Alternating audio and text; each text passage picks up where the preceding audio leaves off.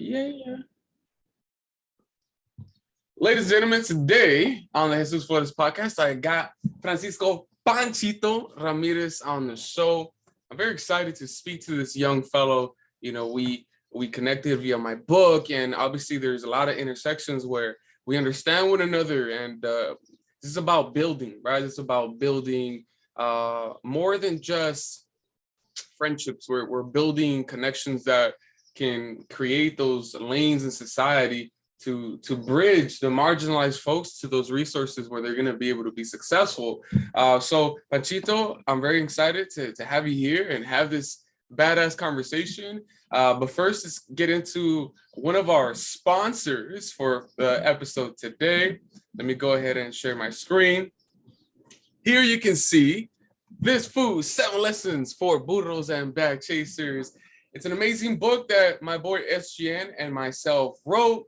You can find it at your local badass bookstore, or you can also find it on Amazon. But with that being said, Panchito, man, tell us a little bit about where you're from, and you know, it's a long story, man. I know that you played, you know, is soccer at UC Riverside? Is that D2 or D1? That's D1. Holy, D1. Holy smokes! You know, I really want to get into that too, because like I was an athlete, you know, Wow. and so that's something that is special to me. You play football, right? Yeah. But Okay. Go ahead, bro. Tell us just like a little short bio synopsis. A little snippet. Yeah. Really short and succinct. So, Jesus, first of all, thank you for allowing me to be here, bro, in this space with you, be in the same space, called construction knowledge, because I truly believe that when there's two people in one space, new knowledge is created, right? And that's wisdom generated from those conversations. So thank you for that and for allowing me to be here today. And a little bit about me, for those folks in your community who don't know me, I was born in San Fernando Valley. And I grew up there for about 8 years until I was like 8 years old. I actually went to Fernandez Elementary School, which is out in San Fernando Sun Valley, California. And then I ended up moving out to the Untitled Valley, which is up north, in a small little rural town called Lake Los Angeles. So I grew up there all the way until high school, and then ended up going to UC Riverside. I played soccer there for UC Riverside. I was a midfielder. After that, I ended up going to Michigan, to Ann Arbor, to pursue my master's degree in a full ride in education, leadership, and policy. I graduated during the pandemic, summer of 2020. Ended up staying out here as a program manager to work for a nonprofit that focuses on supporting youth to pursue higher education, graduate from college, and then get a job after college.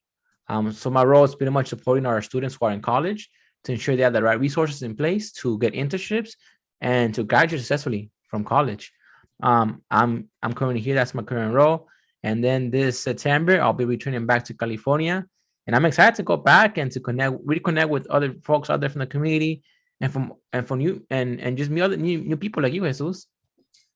I'm going back to Cali. You know, Yeah. man, California is a special place, man. Like I love the weather, I love the people. I don't love the gas prices, but Right. you know, everything else is amazing, man. And my first question to you is education. It's about education. How important was education to you? And what was education able to do for you in your life? Wow, education is a tool and education is everything. Growing up, I was at risk. I was an English language learner. I got expelled a couple times, right? And according to, I got expelled once, right? For you know, folks who are not from a community, who are not a person of color, when they see someone acting out, or you know, they try to label us as quote unquote troublemakers, little gangsters, right? Especially in elementary, middle school. When those are the years that when folks don't have that love at home, they tend to act out on school grounds, right? And since there's educators who don't have that culturally relevancy, I guess, knowledge, right? They make these assumptions about our community. And so I was hanging out with, I wouldn't say the wrong crowd because I love those folks until this day I still talk to them. It's just that those friends, right, didn't have the same support system that I had or the same love that I had. And they decided to, and because of that, they decided to act out on school grounds. And I mean, I was trying to be part of the cool, cool kid group, right? And I was hanging out with them, and we made bad decisions and choices according to quote unquote the school system, right? That got us in trouble. But in reality, we were not bad kids. That's just how the school labeled us as.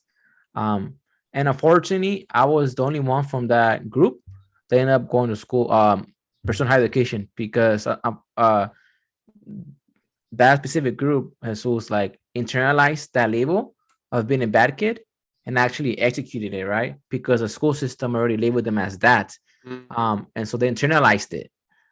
So that's how words matter, and the way we approach people matters as well. And again, I had a strong support system that told, which is my parents, that told me, Mijo, like, don't let that affect you. You know, like you did what you did, but continue going. You could always improve. So they're my backbone. They always told me that I could be better and do better. But unfortunately, those friends didn't have that.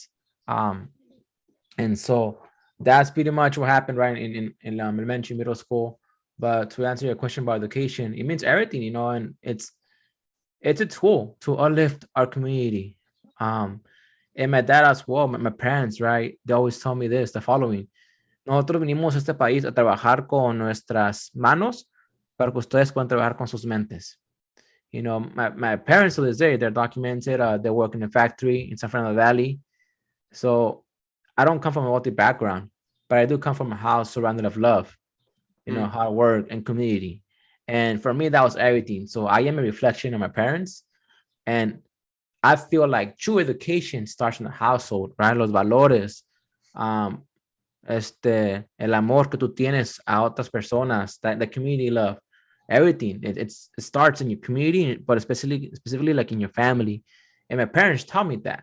So again, I am who I am because of them. And although I have achieved so many things, right? Like I don't gotta also like I need to acknowledge the people that were there, the people who made it happen, which is, you know, God, my mentors, but for most of my parents. For sure, man. So looking at how we paint and overly police and criminalize brown and black kids and other kids who are also like under that wing of like living through exploitative circumstances, they end up, like you said, really taking on that term, right? You're like, nah, dude, you're a fuck up, right? And Yeah. I think the older generation of teachers that are, you know, protected by the system, for example, like a LAUSD teacher who's protected by the union, who has been teaching for Mm-hmm. over 15 years, but you know, their love for education is not why they're there. You Yeah. know, they're just getting a check. And on one side, I want to say that I empathize with someone needing a living wage, right, to make sure that there's enough subsistence for their family. But on the other side of that, I think that you should find a job where you're not harming kids like me, you know, Word. at that point. But there, you know, that's a whole other conversation. These people, no offense, nah, I mean all the offense actually, they're cowards, you know? They're cowards because they can't see themselves in the mirror and actually be able to see what's really there, right? And if they were actually like strong people, they would say like, you know what? I'm not doing a service to this marginalized community. On on the contrary, I'm harming people, you know? We don't have enough self-awareness, right, to Yeah. see Mhm. what we're really like falling into, man. And as far as like your family being like the backbone of your success and the community, I think that's a beautiful example, bro. It's a beautiful example of like the village that it takes in order for us to be successful. You know, Exactly. I don't really believe in like being like self-made. I think there's people, I think there's like less than 1% of people who are legit. They were never loved. They were abused. You know, they didn't have opportunities, but somehow, some way, they maybe they're like geniuses, or maybe they're like super athletes. You know, or something like that. Great musicians that they make it right through hustling and just grinding and figuring it out. But like most of us, bro, don't say you're self-made. You know what I mean? Like there's a whole community of people behind you that were like pushing you, you know, supporting you. And when I fall, bro, like I appreciate somebody reaching their hand. You know, Exacto. sometimes I don't need it. I could get up. But the fact that you see me fall, to me, that motivates me to be able to not only get up, but to be able to create that ecosystem of support, you know? Support of love. And I think, you know, that's definitely an area where it seems like we're on the same page. I agree with you, Jesus, because this speaking, like you said, no one can do life alone, right? And sometimes folks think that they're alone, but they're not, because there's people out there that still love them, that want to support them as well. But I agree with you when it comes down to higher education, achieving any minor accomplishment or big accomplishment, there's always someone there rooting us and supporting us.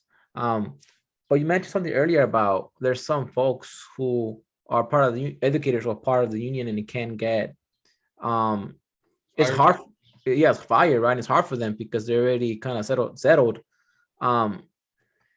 It's really important as an educator and as an individual in general to be self-aware, right? In like your agency and how like your role within your surroundings, right? And be aware as well of like, okay, I'm serving this community. Like, how can I make this community better as an educator or as community member in the community? How can I literally like make an impact?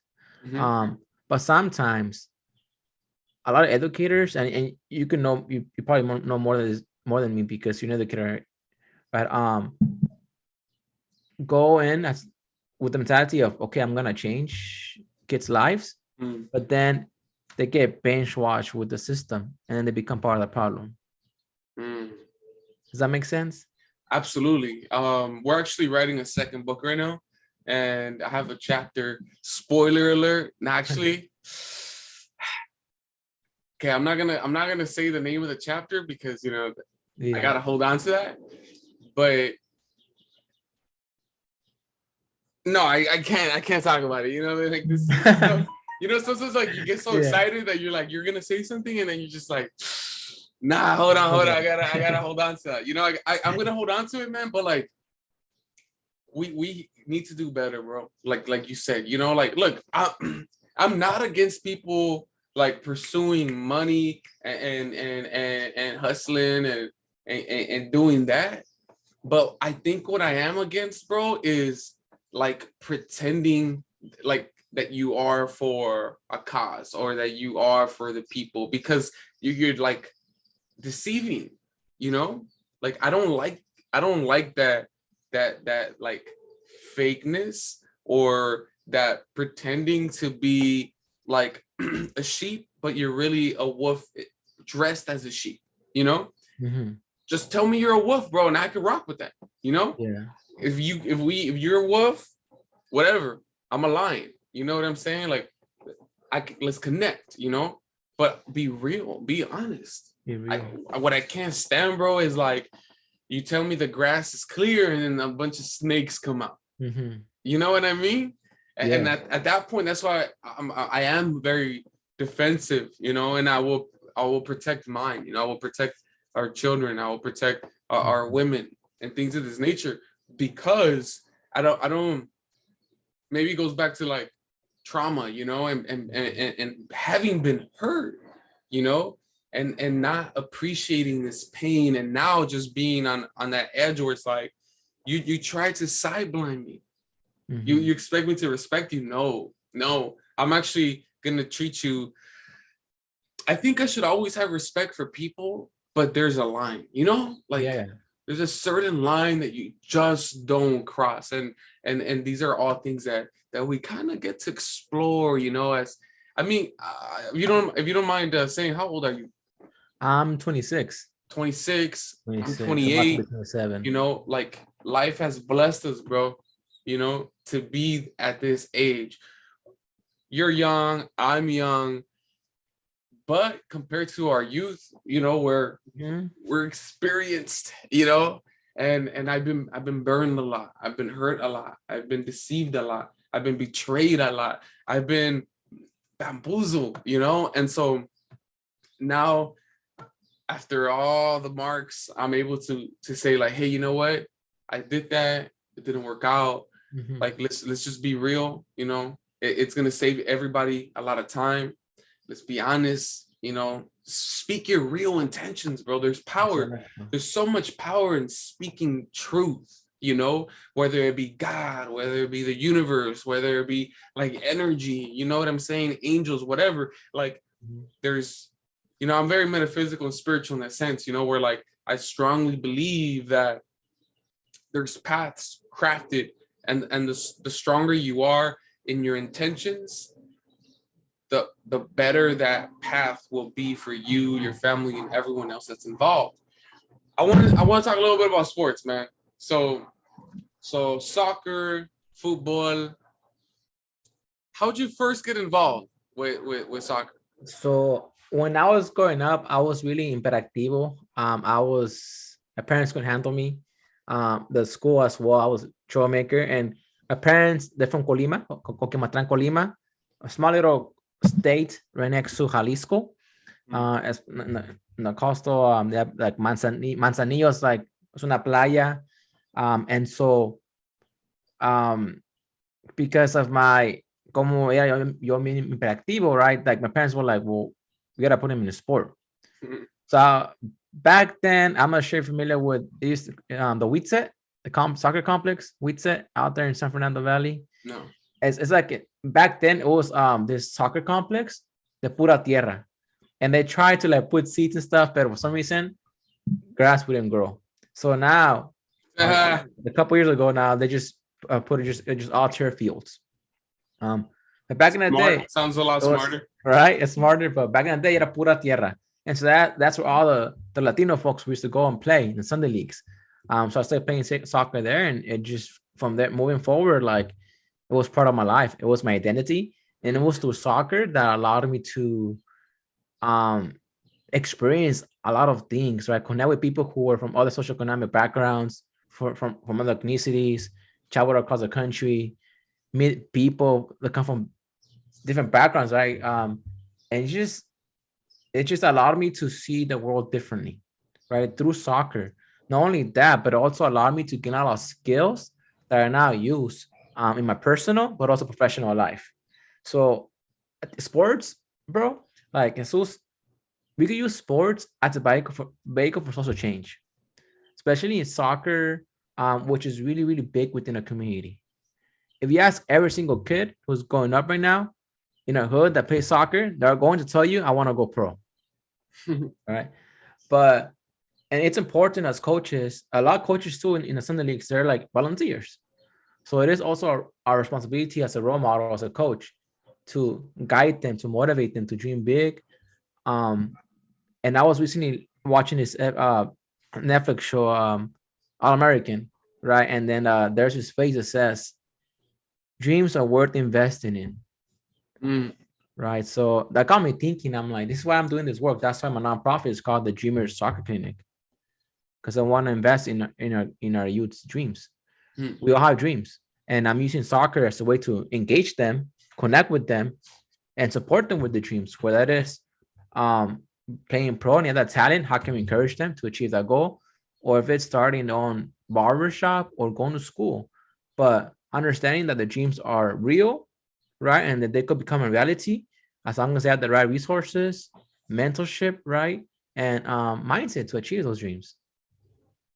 Bro, like, first of all, focusing on someone's dream is so powerful, because that dream itself is the vehicle out of your oppression. And people don't realize Word. how like oppressions are um very much in different layers, right? Mhm. And maybe it won't get you out of all of your oppression, right? Mhm. But it's gonna get you out of something, right? Exacto. And most of the kids in the hood, it gets them out of gangs for sure, you know. And For sure, bro. no shade on you know, gangbangers and everything, but I don't want my kids to end up either dead or in jail.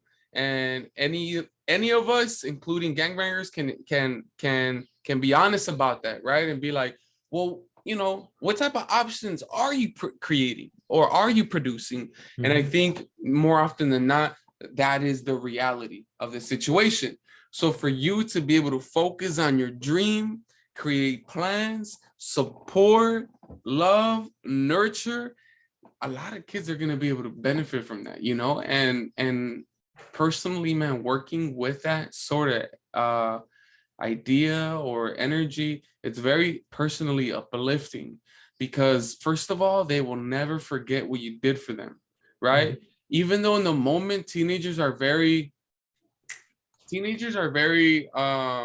they don't really like to look too much into the future, you know. They like to they like instant rewards. They might not appreciate you right now, but 10 years from now, they're gonna be like, oh dude, Coach Panchito, I thought changed my life, bro. Like, he really changed my life. You know what I'm saying? So first of all, I love that there's a strong focus on dreams, man, because dreams is esperanza, dreams is hope. Dreams is what gives you wings when society has clipped you, you know? Mm-hmm. And I'm all about that, bro, because I myself I'm a crazy dreamer, you know, and I feel you. Mm-hmm. And nothing can stop me because I don't care. You know, I really don't care that this person might say my show is trash. This person might say that I wrote my book like for kids or something, you know. There's always going to be haters, you know. As a matter of fact, you want haters, you know, because if you got haters, you're doing something right.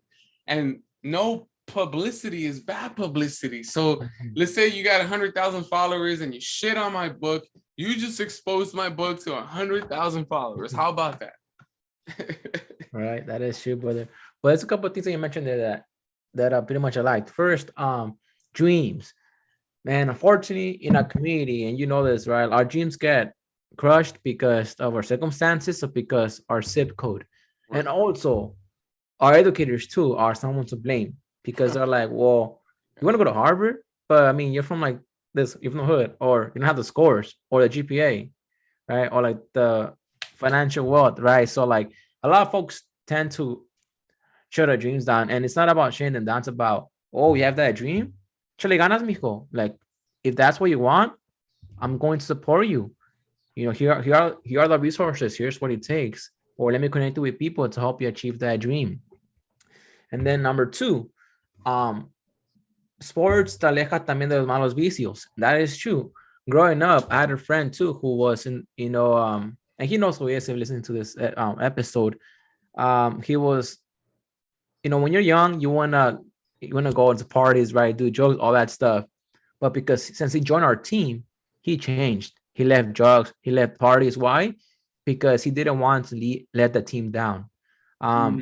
We were considered one of the best teams for our age and growing up. We won state cup, nationals, you know, regionals, everything. And so being part of that team, being part of the culture was really big for him.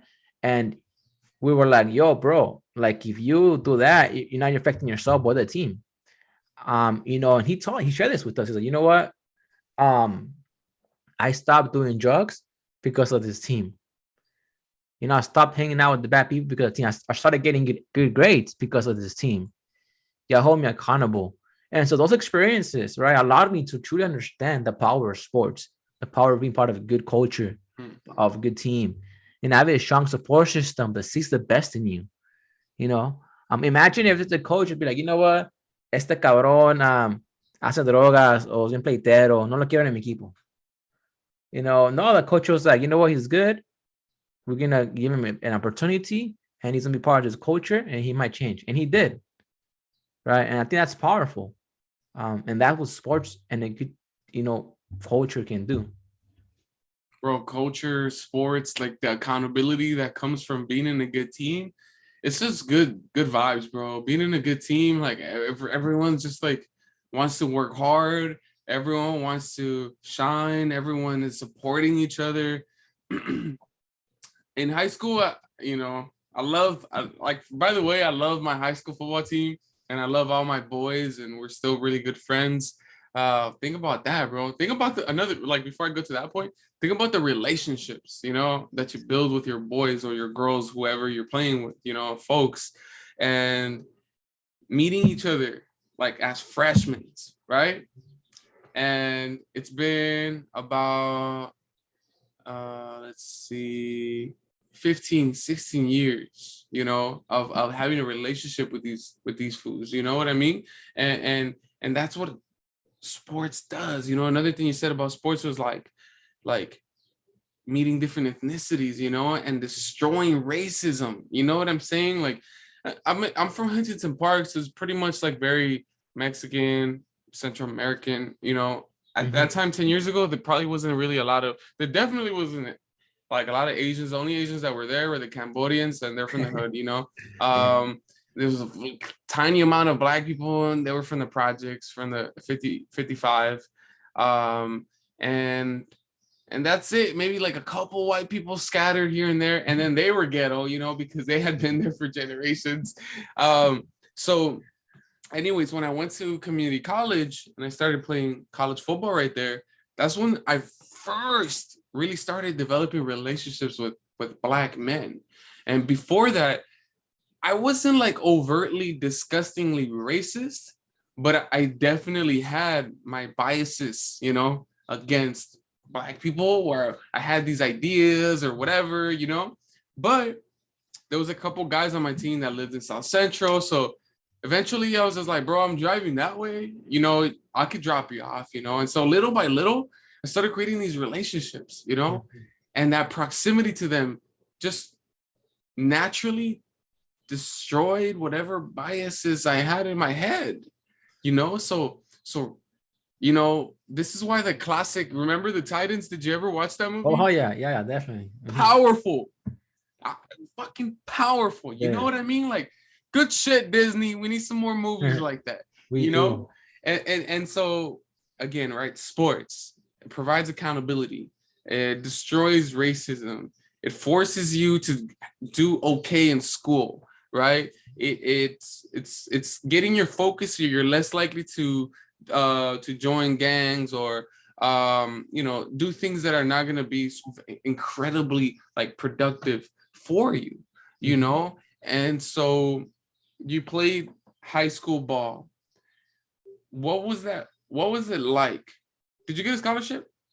I Did you didn't walk actually. on? So I didn't walk on. My story, it's unique. So I was a valedictorian in my high school.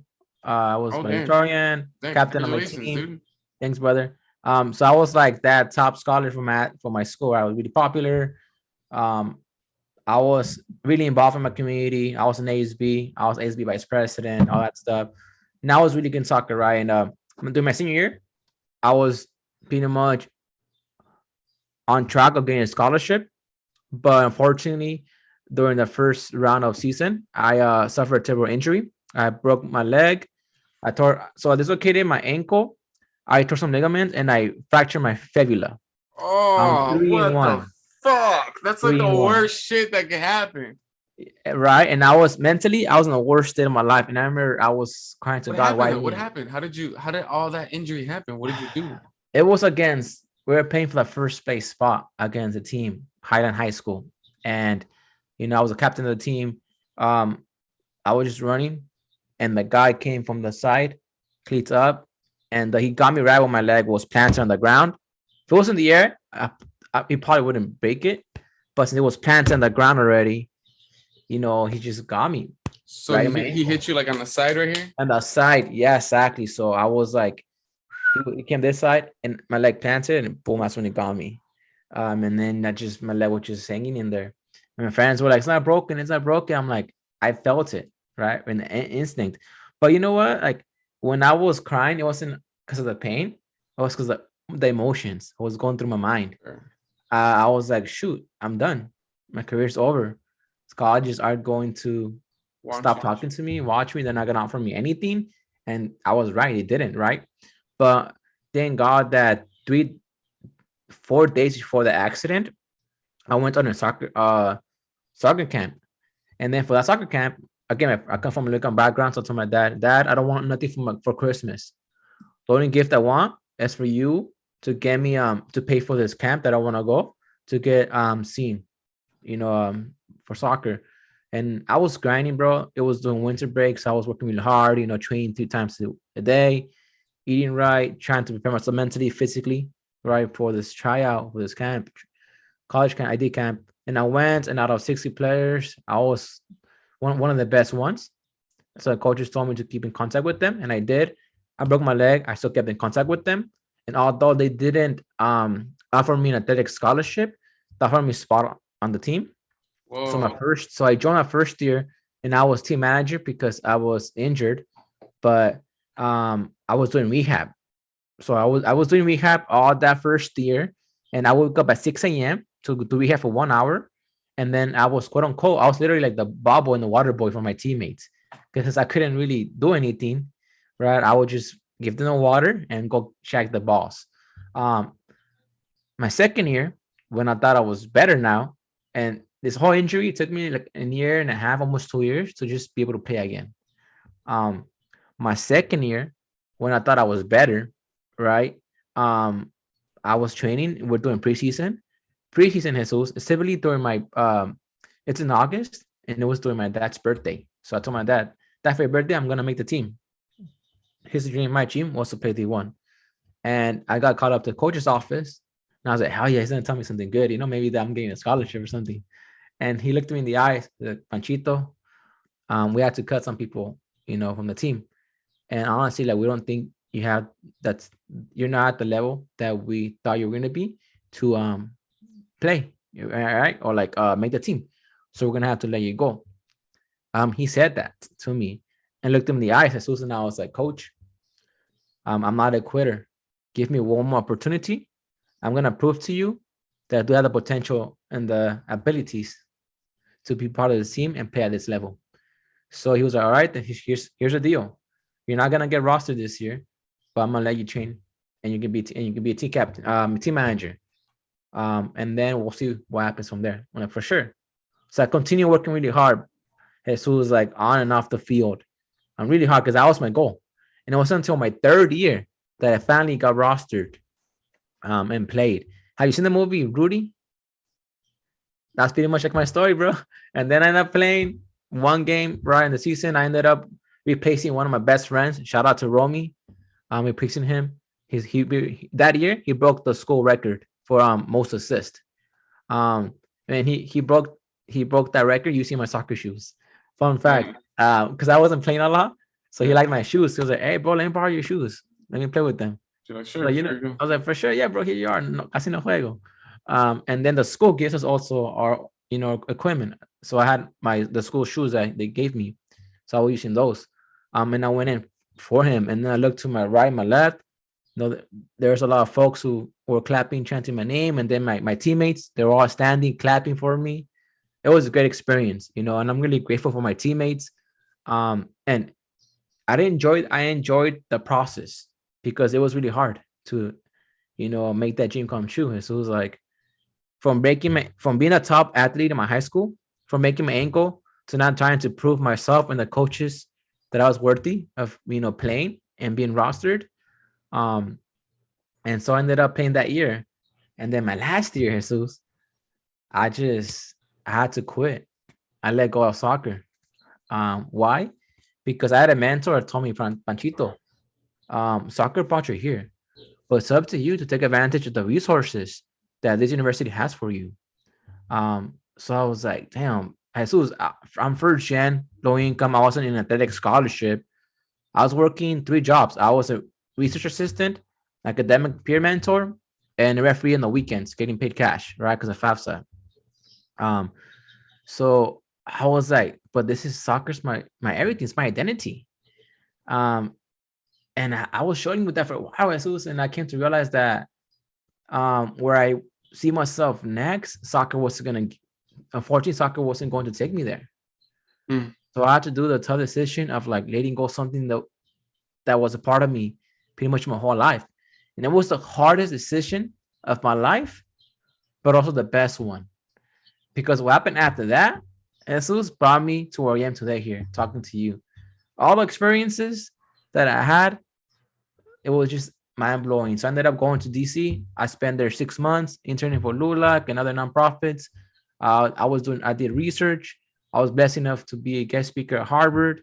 I got a full ride to pursue a master's degree at U of M at Ann Arbor. So, like it was one of the toughest decisions of my life, but it was necessary. Do I regret it? I don't. Was it painful? It was. But like you said, I went to take a nail. I knew that was a moment. I knew that was one that I need to take in order to continue on with the life that God had for me. I agree, bro. The hardest lessons will teach you the most profound things and illuminate the greatest light upon your life. And the hardest part is making that executive decision. Like I know that it's a business decision, and it's hard to kind of go against everything that you have always been. I've always been the soccer player. I've always been the football player. And how am I going to be different? Like, how can I just change when I worked my ass off and I recovered and I went to therapy? And you know what I mean? Man, my junior year, I separated my shoulder. It took me about a month to get back. Pain. Like pain. Obviously, that pain. After football, I had to get both of my shoulders. I had to get surgery for both of my shoulders to repair my labrums. They were gone, bro. My shoulders were fucking gone. And now I'm back. Yeah. I go play fucking volleyball, bro. My shoulders Oh, work.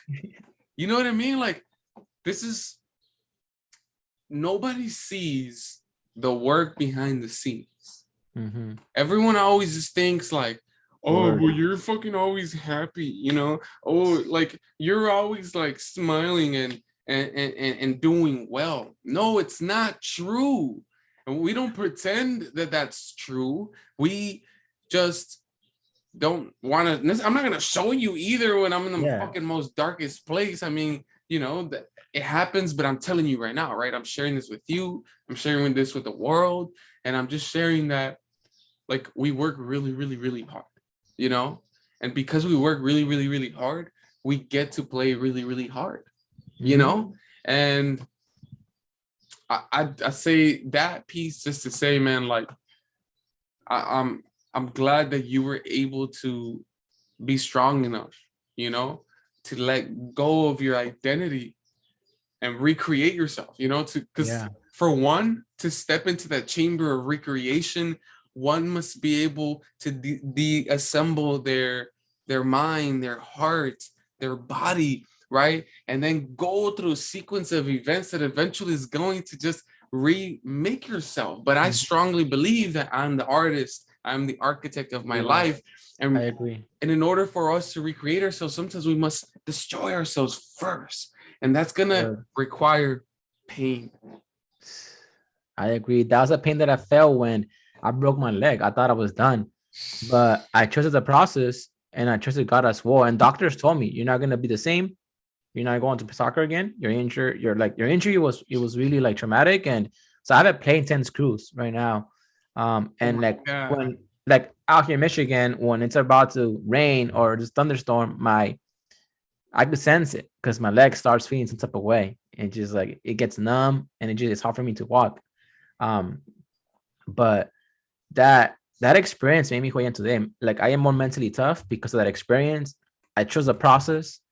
And I have a strong faith. And I understand that when I put my whole faith on God and I let it go and I do my part and I just trust the process, sooner or later, things are going to fall into place. And like you said, Jesus, like I've been in dark spaces. I'm now, dude, I'm by myself in Michigan. All my family, my boys, my people, they're all back home in California. There's times that I cry. There's times that I'm like, damn, like, what am I doing out here? But I know that God has me out here for a reason, for a purpose. And I just need to trust the process. because this experience is just going to make me better, and it's for a reason.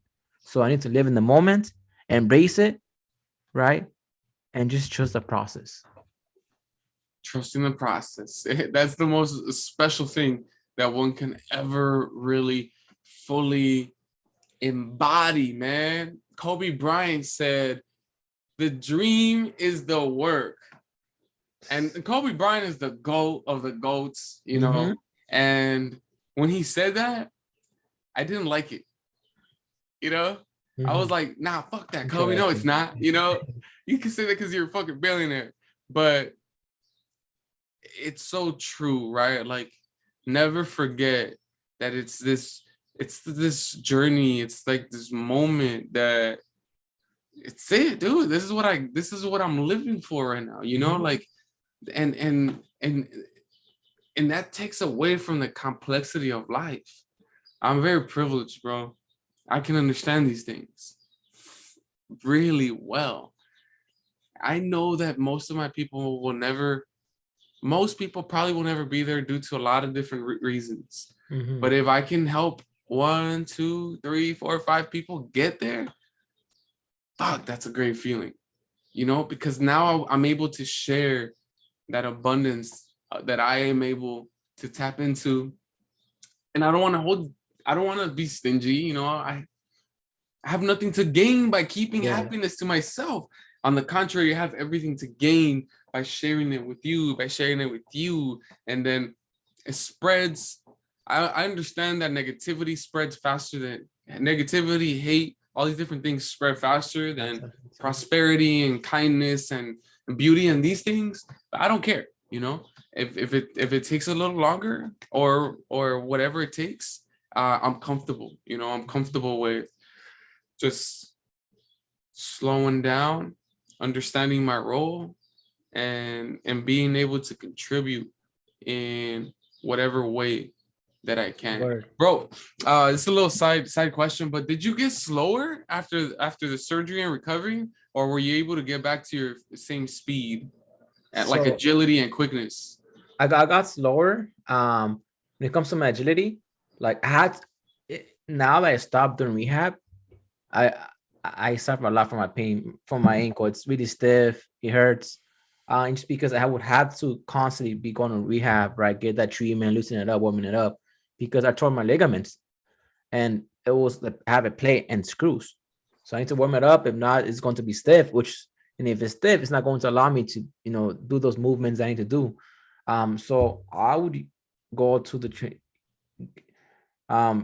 training field, right, to the therapist, the physical trainer before my teammates, just to do my normal routine, train, all that stuff. And if I wouldn't do that stuff, then I wouldn't perform at the level that I knew I could have, because of, I failed to prepare myself to warm my leg up and stuff like that. But yeah, to answer your question, yeah, bro, I got slower mentally. I was like, nah, I'm the same, or if not better.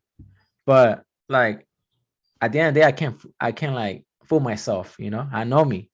And unfortunately, like I wasn't able to be the same version, right, or be athlete that I was before the injury. And now looking back at it, I'm like, I gave them my all, I did my best, but I was never to regain that. Because it was, this is side story, Jesus. I also think that it was my fault that I wanted to speed up the process of recovering faster.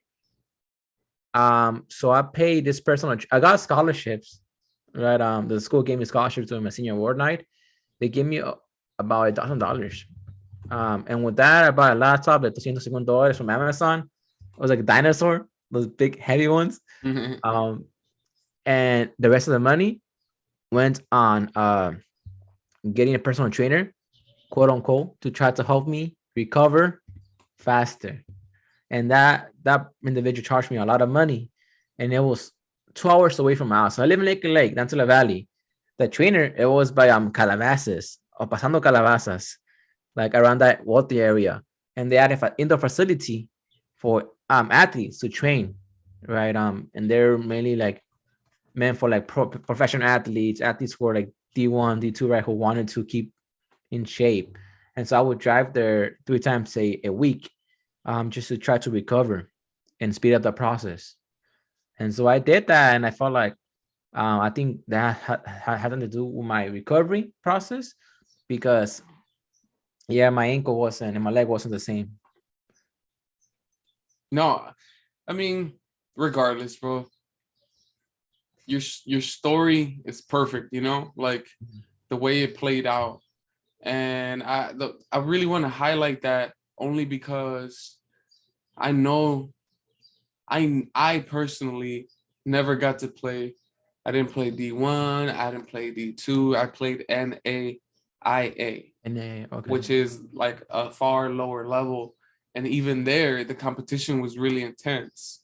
You know, the competition at a community college was a little higher, but that's because there's the actual D2 and D1 players there.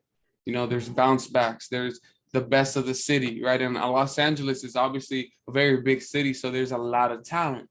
You know, pretty much every high school is going to have a great soccer player, you know, a great football player, at least one, right? So when you get all of this together, the way I used to see community colleges was like the all-stars, you know, Mhm. of the area, which was really fun, by the way, because you got to see those players that you were playing against, you know, in your league, and there's competition, and now you become friends, and then it was really cool, man. I reminisce on these days, and I'm glad, despite all of my injuries and all the pain and everything I went through, like you said, I wouldn't change that. You know, everything I'm not, maybe everything I am. You know, so don't shy away, man. I'm not saying this directly to you, you know, but like the audience, like, don't shy away from those challenges, bro. Like the challenge in your life is what's gonna breed something different in you. And this is what we need, bro. This is what we need in life in order to be successful in whatever field we choose, is to be different. If you're the same as everyone, right? You think the same, you talk the same, you dress the same, you work the same, like, fool, you're gonna have the same exact results as everybody. But you gotta find something that you're unique, and then hone that in, and just have love for your craft, bro. Love for your craft is underrated, man. Like, love something, be passionate, like be happy that you get to be alive. Don't say, oh fuck, I gotta go do this today. Say, I get to do this, bro. Change it. It's changing your mindset from being a victim to like a gratitude mindset, you know? Your gratitude is important. Be grateful, bro. Yeah. I'm grateful for all the experiences that God brought me, because it made me who I am today. It truly made me who I am. It built character. The biggest lessons comes from adversity, from failure, right? And also one more thing to our listeners, to our community here. Sometimes you might have a goal, and sometimes that you might do your best. Like in my example, my goal was to go pro, and I literally did everything I could to achieve that goal. It wasn't meant to be. Do I consider myself a failure? No, because I did my best. It just wasn't meant to be. And God's plans are better than our plans, and we need to remember that, because at the end of the day, you know, He knows what's best for us. Yo, I love that, man. Faith. You're obviously a man of strong faith, and faith is always that glue, right? That puts the pieces together when you're fucking done. Oh yeah. I mean, we've all been there, and obviously we don't want to be there again, but we're humans, and that's what life does, man. You know, life will just put you through a ride. You know, like they say, life is a roller coaster, and I agree, it is. It is. Pero vas a tener huevos o no. You know what I mean? Like, you know, hay que tener ganas, hay que, you know, like, no te dejes vencer por cualquier cosa. You know what I mean? Like, I want all of you guys to achieve, man. Like, I really strongly believe that your dreams matter. Yeah, You know, they do. dude, when I was in high school, my dream was to fucking play in the NFL. Mm-hmm. But what that got me to go to college, bro. Yeah. And I lived in Iowa, okay, and I finished Part of my Iowa. because that's where I got money. That Okay. college school gave me Yeah. some What part of scholarship. Iowa did you went? Oh, what part? I think you said why Iowa. So Sioux City. Susie. Okay. Sioux City, which is right in the middle of the tri-states, Nebraska, and South Dakota. Dakota. So it was a weird experience, but then that got me to Chicago. I finished my education there, and I was able to look at life, bro. Like I'm a fool from the hood, man. Yeah. You know what I'm saying? Like the scope of our understanding is very limited here, very, very limited. Mm-hmm. And we need to see more, bro. The world expands our views. Bro, growth comes when you put yourself in uncomfortable situations and when you step away from your circle. Because right now, especially growing up, we're in a bubble. We think that's all there is. That's all we know. But there's so much out there, bro. And it's up to us to like, and that's what education does. That's what education did to me. Open up my perspective, my mind. It connected me with people, right? Had conversations. Like I'm out here in Michigan. I have met a lot of folks who are wealthy, come from a lot of rich backgrounds, and I'm able to learn a lot from them, how they manage their money, how like they, save, how they all work together to create multiply their money. I'm like, oh shoot, how come we don't do that in our community, right? And I'm like, how can I bring this information back into my community? Um, and yeah, like, yo, my advice to our listeners is step outside of your comfort zone. If you're comfortable, it's time to try different things and to like do something better because it's time for you to grow and learn. Um, when we live once, let's live up to full potential. Let's live the life we want to live. And then remember that every goal is going to require a different level of commitment. Mm. And that's important to keep in mind because a lot of people say, I want that, I want X, I want Y, but then they're not really ready to commit, or to do what it takes to get there. Right. And well, so what does it take, bro? What does commitment look like for somebody say that wants to be successful at something in particular? What does it look like? What does it take? It takes, first of all, a lot of discipline and dedication. Discipline, dedication, focus, and overall trusting the process. In my case, I knew like my goal was to go pro and play D1. So I was really disciplined. I was focused. Folks told me, "Oh, you're from Naked Lake. You're not gonna go pro. You're not gonna play D1. Like no one even goes to like play college soccer from a community." I was the first one from Naked Lake to play Division One. And I don't want to be the last one. That's why I created this nonprofit. But it takes a whole different. It takes, like you mentioned, being different, right? If you truly want that, okay, well, it's going to require you to step it up, to be disciplined, stay focused, right? And determined. But overall, you can't do it alone. You need people, you need community, you need mentors, you need resources. I'm a resource. Jesus is a resource. Utilize us because, like Jesus mentioned in the beginning, no one can do life alone. They all need a circle, and it's important to have that circle because that circle is going to keep you going, and it's going to help you achieve your goals. Facts, bro. You support, right? So I got a little map here of Michigan. Where is the university? So I'm all the way towards the bottom which is Ann Arbor, right there. Right You here? see it? Ann Arbor, so más para arriba, más Oh, para ahí, Ann Arbor. Ann Arbor. That's where I live Damn, right bro. now. I mean, just look at that, bro. Like going from California all the way out here. Do you know where And I Kalamazoo? drove. You know where Kalamazoo is? Kalamazoo's going up Okay, north a little so bit. so check this out, bro. To speak on that point that you've met a lot of wealthy people, things like that. When I was living in Chicago, I met my friend Nolan, and Nolan was from South Cal- Haven University. There's a university there, um, and he lived somewhere on this coast. Let's see, I can't zoom into this. Holland. Holland. Yeah. So Holland? no, Holland University. Holland University. That's the university that he was from.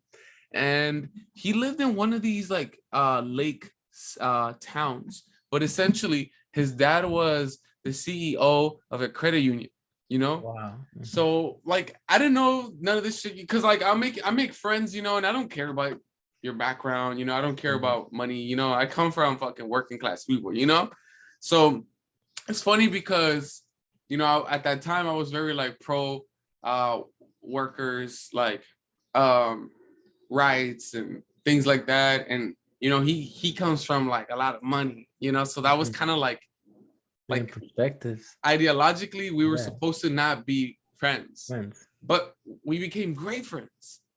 So much to the point where after we graduated, he was like, bro, man, you want to come through to Holland, you know? And I was like, hell yeah, bro, because I'm just an adventurer, you know, like, let's Yeah. go. So he took me to his crib, bro. We stayed there for a couple of days, and dude, I got to live like that lake house life for a couple of days, you know, like just fucking big ass house. They all had BMWs, you know what I mean? Like that sort of stuff. we Yeah. went to Holland, that's his university. You know, we partied with the frat kids because he was a frat kid. You know what I mean? Like Okay. I got the whole The whole experience, you experience. know, and here I am, you know, like a Chicano fool from Huntington Park, Yeah. and everyone's white. There was one Mexican guy. He was from Mexico, you know. Y desde lejos, you know, nos vimos, and then we were like, yo, like, what's up, you What's know, up? like, and Yep, that you happens. know, I don't know, I just share that just to give people perspective, you know, like Perspective, which is important. it's a whole different universe, man, and it required us to leave the nest, bro, and JP speaks about this, and he says it more from the perspective of like males, but I believe this works for all sexes and genders. There's gonna be a moment in your life where you have to leave the nest, you know, and that's just it's gonna cause you, bro, to push your wings to become strong. You know what I mean? Like to learn how to swim, right? Like someone throws you in the deep end, either you fucking die Yeah. or you figure out how to swim, or you're lucky and somebody saves your ass, right? And then you get to live to another day to figure out what's gonna happen, you know. And so, you know, all of these perspectives, bro, it's our canvas, you know, like we're our canvas. We've taken the time to color it, to shade it, to do everything. And I don't want nobody to think that it was easy, that that we got just pure luck. There's luck involved in a lot of things. There's privilege, there's opportunity, but there's more than what the eye sees, you know? Yeah. And this is why I get people like you to come on my podcast, so that we can share those insights, you know, so that we can show the people the fullness of our stories and say, hey, I did it, you can do it. You're not going to do it the same way I did it. You're going to do it in your own special way, but you can do it. Word. But then one last thing that I want to say too, because we share a lot of nuggets here in this conversation, and I'm loving it. Um, it's that just because you leave a community doesn't mean that you're letting go, because that's a part of you, and everywhere you go, you're representing that piece of you, right, of that community. And there's a lot of different ways too of contributing and giving back. For example, I'm currently in Michigan, in Ann Arbor, but my nonprofit is based in my community, and I still do work out there, and I still mentor students out there, back home in my community. And this September, I'll be returning back to continue with my nonprofit, right? But I left for a while to, because it was needed for me in order to grow and then gain so much knowledge that I could come back and give that knowledge to the next generation of dreamers, right? So just because you go doesn't mean that that's the end. You're not gonna come back. Trust me, life works in mysterious ways, and if it's meant to be, you're gonna return back to the community, right? But you just gotta trust the process. Beautiful. And one final question to end on a on a good Jesus Flores podcast vibe. What is the meaning of life, Panchito? What is the meaning of life? Life. When you have, that's a powerful question. Because a lot of folks tend to not like have a difficulty answering this question or haven't really thought about it. But God sent us, you, me, and Jesus in this world for a reason and for a purpose. Now it's up to us to discover what that purpose is. We were all meant to make this world a better place, one way or the other. But I truly believe that God allow us to choose right from wrong. Um, so our role is to find what our purpose is. And in that journey, I surely know that you're gonna discover so much about you and make an impact in your community. So follow your purpose, live up to full potential because that's what life is all about. Excellent, Panchito. Thank you so much for sharing your perspective on the meaning of life, and also for sharing your story. It's very powerful. It's beautiful to see, the diversity of wealth that we all possess from our respective communities. Thank you for showing up to the show today. And it's a blessing to have you here. And we'll continue to have you on the show as the years progress. Thank you so much for being on, bro. Likewise, brother. Take care, y'all, and have a good weekend. Yes, sir.